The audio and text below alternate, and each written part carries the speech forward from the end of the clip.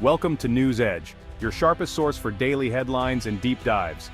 If you're new here, don't forget to hit that subscribe button and stay ahead of the curve. Alright, so get this. You know those moments when the world just seems to stop for a second? This was one of them. 2 minutes ago, while I was still pondering my disappointing coffee, the internet exploded. Notifications, alerts, and hashtags started flying faster than you could say breaking news. Everyone's phone buzzed at once. Was it an alien invasion or a Kardashian salad? Nope, bigger, way bigger. The kind of news that makes you double-check if it's April Fool's Day. The news: Trump's much-hyped deal with Canada had just spectacularly backfired. Not just a little misstep, but a headline-grabbing disaster. Not a minor hiccup, a full-on, slow-motion, Hollywood-style explosion, with Canada as the unexpected hero. Suddenly the maple leaf was everywhere. The supposed art of the deal moment turned into the art of tripping over your own shoelaces. It was almost slapstick if it weren't so real. Headlines screamed, "Trump deal collapses, Canada pulls a fast one." Social media was in meltdown mode, memes popping up by the second. For weeks the story was that America would get everything it wanted, and Canada would just say sorry and sign. The world expected a polite surrender. Instead, Canada flipped the chessboard and took control. They didn't just play the game, they changed it. This wasn't just about trade. It was political theater, popcorn-worthy. People everywhere were glued to their screens, watching the drama unfold. The world watched as Trump was outmaneuvered by his polite northern neighbor. It was a plot twist nobody saw coming. Canada didn't just say no, they rewrote the rules. They took the pen and made their own ending. The deal was dead, and suddenly everyone realized Canada was not to be underestimated. The underdog had become the headline. They came, they saw, and they politely conquered. With a smile, a handshake, and a masterstroke of strategy.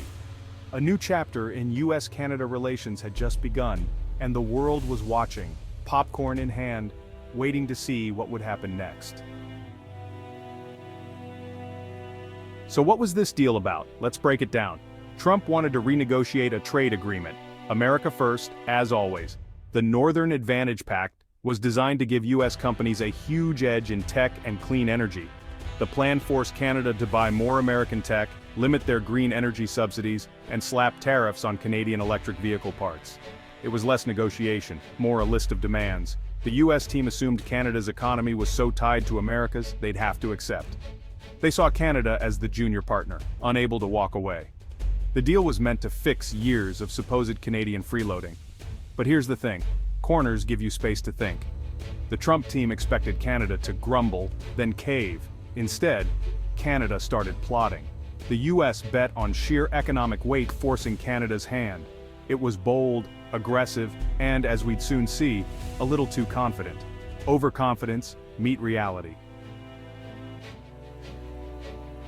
The first sign of trouble wasn't loud. It was a quiet crack in the ice, barely noticeable at first, but unmistakable for those who knew what to listen for. In the world of high-stakes negotiations, sometimes the most dangerous threats are the ones that arrive in silence, creeping in before anyone realizes the ground beneath them is shifting.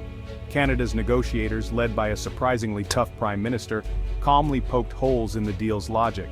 They didn't raise their voices or make dramatic gestures. Instead, they used sharp questions and quiet confidence to expose the weaknesses in the American proposal, making it clear they wouldn't be easily swayed.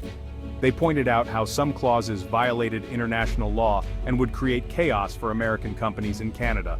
The Canadians highlighted the risks, showing that these terms could backfire and disrupt established business relationships, not just for Canada, but for the US as well. Then came the shock. Trump's team wanted exclusive access to Canadian rare earth minerals, a critical resource for modern technology. But Canada had already signed a deal with Europe and Asia, locking in partnerships that left no room for American exclusivity. The Americans hadn't seen it coming. Suddenly, the US was left empty-handed, their bold demands evaporating in the face of Canada's prior commitments. The room grew tense as the realization set in. American business leaders panicked.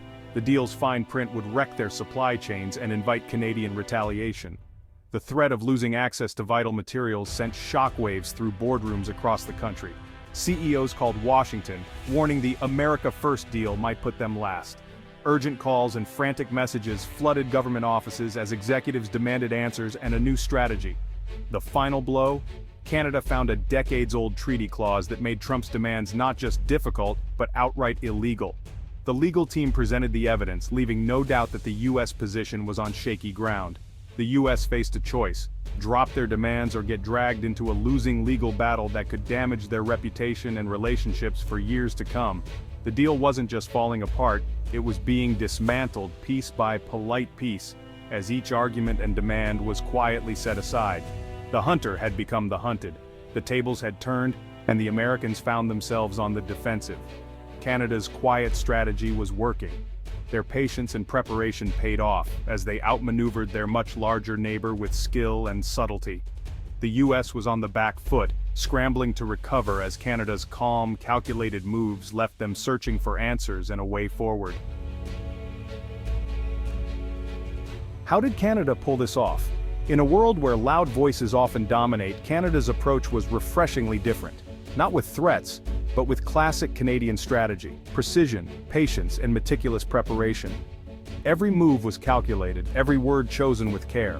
While the U.S. chased headlines and made bold statements, Canada's team of legal and economic experts wargamed every possible scenario behind closed doors, anticipating every twist and turn.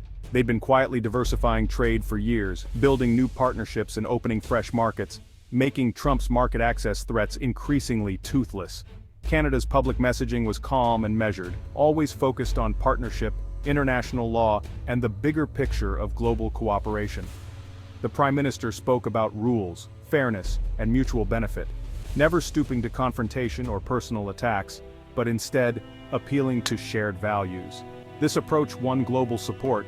Canada looked like the adult in the room, earning respect from allies and even from some rivals. Other countries saw one side making demands and threats, while the other side calmly quoted the rulebook and stuck to principles.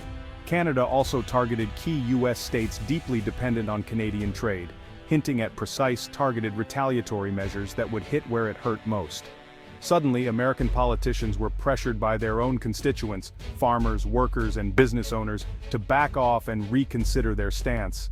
It was a masterclass in using the very mechanisms of American democracy against American pressure, turning the tables with subtlety and skill.